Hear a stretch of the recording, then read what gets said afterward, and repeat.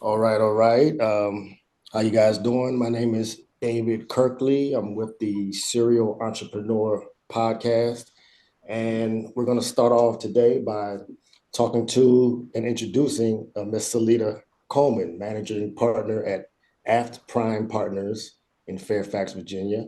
And we're going to be discussing the business of government contracts. All right. So, how you doing, Salita? Good morning. Thanks for having me. Oh, very, very, very well. Yes, yes, indeed. Thanks for being here. Thanks for being here. So, question, your background spans in marketing, communication, public relations, and event operations. And what I wanted to ask you is what initially drew you into the world of government contract proposal writing and federal acquisition compliance? So I can't say that it was an interest that drew me in, but it goes back to being a student at Howard just a few years ago now. And my first corner office was as a college student working for a company based in Atlanta, CI Squared. They had a DC office. And in the 90s, CI Squared was bidding on government contracts. I didn't know what it meant necessarily at 19, 20 years old, but we would find these needs of the government. It could have been cell phones, pagers, IT equipment. I remember we won a contract to um, put computers in the Department of Defense. It was like a couple hundred new Dell computers where me and a colleague from Atlanta would go into the Pentagon for like 4 or 5 weekends. We'd swap out the old towers with the new towers, ghost their hard drives so that when they came to work on Monday, everything was back the way they left it on Friday, but they had new computers. So Mhm. CI Squared won the contract to provide new workstations. We ordered the hardware and they won the business of the installation. So at a young age, I was exposed to it in the office, but my primary responsibility for that company was to make sure that their proposals looked good when Mhm. they submitted their bid. So back in the day, if you responded to a proposal, they would ask for, say, 5 copies because they would go in front of a team of evaluators and they would all review and grade your proposal, but the binders were like sometimes 100 pages. There Wow. was technical plans, there was all of these different sections that you had to write, and that firm had a team of technical writers and cost proposal people. It took a lot Okay. to operate in government contracting back in the day. Sounds So I was familiar with it because I had seen it and been around it. And our leadership in that company, he was a former FAA deputy director. So now that same company, all these years later, they're still in government contracting based in Atlanta, but now they manage air traffic control towers in small markets around the country. But they started with the beepers and the workstations and office supplies, really. right. Okay. And they eventually specialized because they had the expertise in their leadership to move into aviation. Interesting. Okay. Okay. So it's just a natural maturation and progression to get Not to the on purpose, but it right, was right, great right. to know exactly what it was about when I came back to it. Over the years, I'd end up in situations where somebody was bidding on a contract. There was a woman, Latin American woman owned agency based in Miami who reached out to me to help them here in DC 2 years ago, and they Mhm. had a contract with HUD. They wanted to get into minority communities and promote home ownership, right? Mhm. So they wanted me to find African American communities, meaning events, festivals, anywhere there'd be a lot of African Americans because HUD was paying them to promote housing programs and loans and just resources. And Mhm. that said to me, I was like, that's interesting, but it still didn't fall into it because it's not what I wanted. Right, My right. primary industry, where my marketing communications background came from, has all been in the travel industry, whether that be with the airlines, the business of travel marketing, and Mhm. most recently, tourism, working for the Jordanian government. I have been in that travel space for a long time, but it was always marketing, communications, consumer marketing. Um, I didn't expect that a layoff, due to my work being very Middle Eastern based, and we've had the October 7th events in Israel turning into the war in Gaza. We were laid off in August. So a friend said, you know what? This is something you should be doing. It's not like you aren't familiar with it. So I took a look at GovCon, and within 2 or 3 weeks of doing it, I had won my first bid. See, everything happens for a reason. Some things that might seem negative at the beginning, can have a positive spin on them later on, and I guess it's just about being positive and thinking positive, and Yeah, just yeah, keeping one foot forward and moving on to the next thing that you have to conquer in life. yeah. So I've I'm always glad. resisted boring work. And just the word government to me in my 20s or 30s, like, Sounds boring. that doesn't sound exciting. That's not Right, jet setting. And, right, right. Well, let me ask you then. Okay, so what inspired you to create the? I know you have an ebook. Is titled "A Bit a Day," correct? mhm. Okay, and so what inspired the creation of "A Bit a Day," and how does it differentiate? Excuse me, itself from other government contract proposal training programs that are out here? Well, I mean, what inspired it was coming into it fairly green. There was still a lot to learn because now it doesn't require a downtown office. It does not require an IT guy and technical writers. And like the landscape had changed from the world that I was introduced to in GovCon. Like you needed resources and money to play that game. Right. And now I'm sitting here in my home office today, and I can submit a bid from start to finish on my own without those 10, 11 people helping me get it done because of the advances in technology. Mhm. And to win a $160,000 almost contract right away after being at it for a week or two, it was exciting and crazy scary at the same time because it's like, okay, now what? You know? But it showed me that it was possible Exactly. and that it was going to give me a freedom that I crave, the freedom to maybe start my day at 10 a.m. The freedom to, if I won a significant enough contract, that maybe I would manage that contract from Curacao or Cape Town, or it gave me freedom, right? It Mhm. gave me a freedom of feeling I'd never felt. So, what inspired the book itself was in the process of trying to learn. It wasn't perfect. I had real questions because it's the government. You want to get it right. And Right. there are a lot of communities online on social media where you post questions. Some people were super helpful, and there are people out there who are thought leaders in this environment that just were like, well, if you give me 5 grand, if you give me $500, I'll do a Zoom with you. And I was like, I'm just trying to Right. eat. I just lost my job. I don't have 5 grand to give you to answer this one question. All right.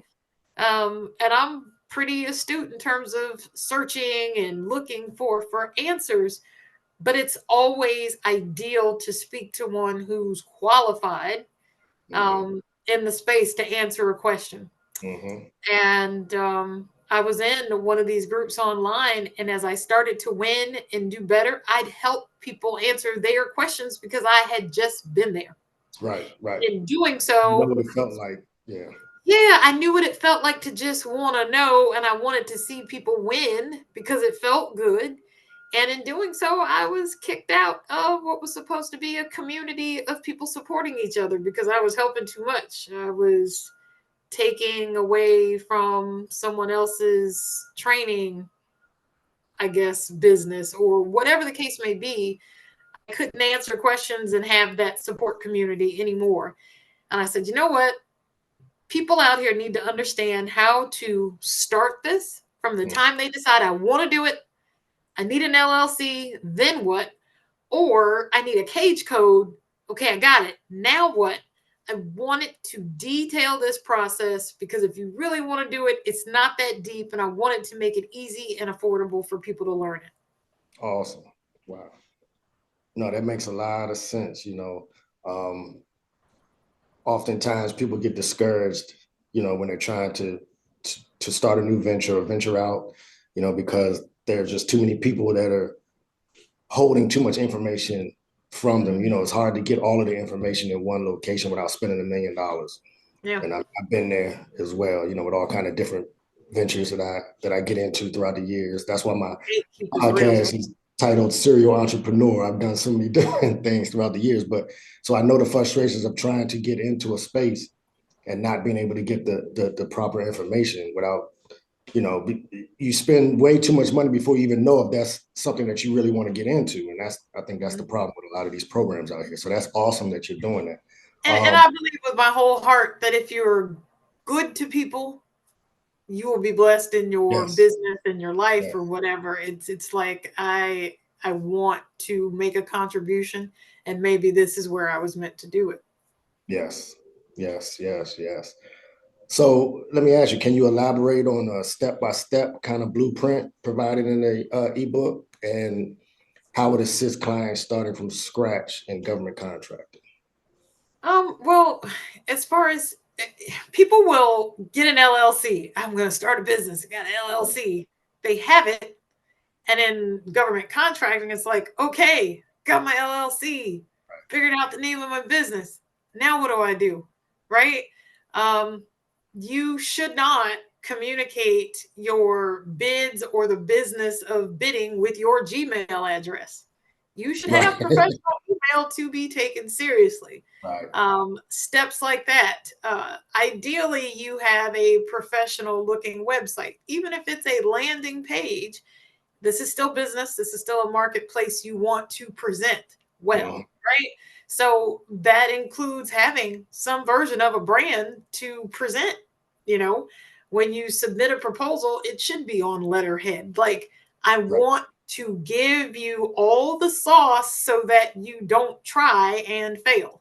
right. So there's one thing to set up the business. Once you've done that, once you're presentable, you have to register to be a provider of products and services to the federal government.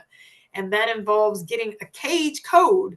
The code is just an identifier. It's like your social security number or your Squid Games number on your jacket. It's just how we know who you are, right? And to Mm-hmm. get that takes maybe an hour. It's really not that deep. You register for it online, but they're going to ask you, what's your business bank account number? I opened a business account and it sat there with no money for maybe 6 months, maybe Mm-hmm. 7, 8 months. But there are business accounts that you can access online now that cost you nothing. Right, Bluevine is a great provider of business banking, and that account sat virtually empty.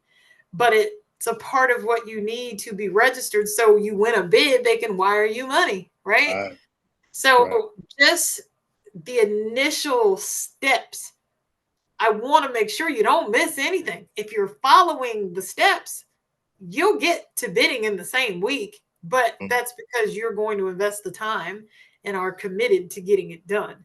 So, from establishing that, you've got a cage code, you're in the system, you're ready to bid. I show you exactly where to go find them. It's not just about federal government, this is your county. If you live in Prince George's County, Montgomery County, or you're in some county in California, there is a lot of business and products, services that your county needs. The mm, same for your state and then the country. And then there's okay, the university system. They put their requests for products and services in a totally different environment that's not a government website. Higher Gov, that's for, education institutions. Your county school district, their bids are in another place. They might need a landscaper to cut grass at all the schools in your county, and that contract is there. So if you are in the business of cutting grass and servicing property, there's a contract out there that maybe no one has bid on and it's been sitting there for months. But they wow. have to go through that process in order to properly award and distribute that money in their community. Interesting, interesting. So, I'm bidding on a landscape contract right now in Selma, Alabama. I'm going to find a service provider today and we're going to cut this grass because it's like 30 schools, right? Oh wow. Yeah. Okay. Okay. So you can be awarded a contract and then you find the service provider to provide the service. Yeah, you can find your partner. So Yeah. you don't have to do it in your local jurisdiction. You can do this nationwide. I won a contract in November to provide road salt for the highways in Seattle, Washington. So 3,000 miles away. And you're in Virginia. I'm in Virginia. Found Wow. salt, placed the order, made the price, paid the salt Wow. provider, kept the change. Well, let me ask you this because I'm sure that a lot of people probably want to know, what the future of government contracting is, especially with all of the craziness that's going on inside the federal government right now. No matter what side of the aisle you're on, you have to admit that there's a lot of uncertainty, in the federal government space. So, like, what is your forecast for the future of government contracting right now with what's going on? From the beginning of GovCon times, if that's back to FDR, establishment of the SBA, one thing that has not changed and is a constant is that the government spends money. They have to provide food to the military. They have to maintain federal prisons. They have to maintain, especially now that everyone's going back into the offices here in the DC area, they need desks, they need chairs, they need coffee, they need paper cups and paper plates, whatever they put in the break rooms. The spending of the government will always exist. They may need different things, they may need it at different times, but the budget is still available for them to procure and source products and services. So, what we see in this landscape is that there's a very good chance that this government will need more because now you're eliminating, whether it be agencies or people, that you're going to have to sub out more. There may be a higher demand for people, employment services. So if you hire people, if you are a recruiter, there may be more opportunity for somebody to come in and manage that conference or produce that meeting. I'm in events and meetings also. Okay. We see more opportunity. What I do wonder, what will change is that in government, there's always been a percentage of a budget that was, it's called set Right. aside for women-owned businesses, set aside for disadvantaged economic area businesses, meaning you live in a more rural part of the country. So we'll save a percentage of the federal budget to spend, with those businesses or minority owned business, minority woman owned businesses. There are all these set aside categories. We don't know if this administration is particularly interested in those set asides, but it's side categories as a woman owned business or minority woman owned business, because I was so busy just trying to start 6 months on my own ability to submit good proposals. I just hadn't done it yet. So some people are like, oh, I got to get my certs, got to get my certifications, because it'll give me a better shot. It might, but it might not now, might not. So Right. I don't wear a flag of I'm a woman minority owned business. I want to compete with everybody and let the work Right. stand for itself and continue to bid and win. Makes sense. Makes sense.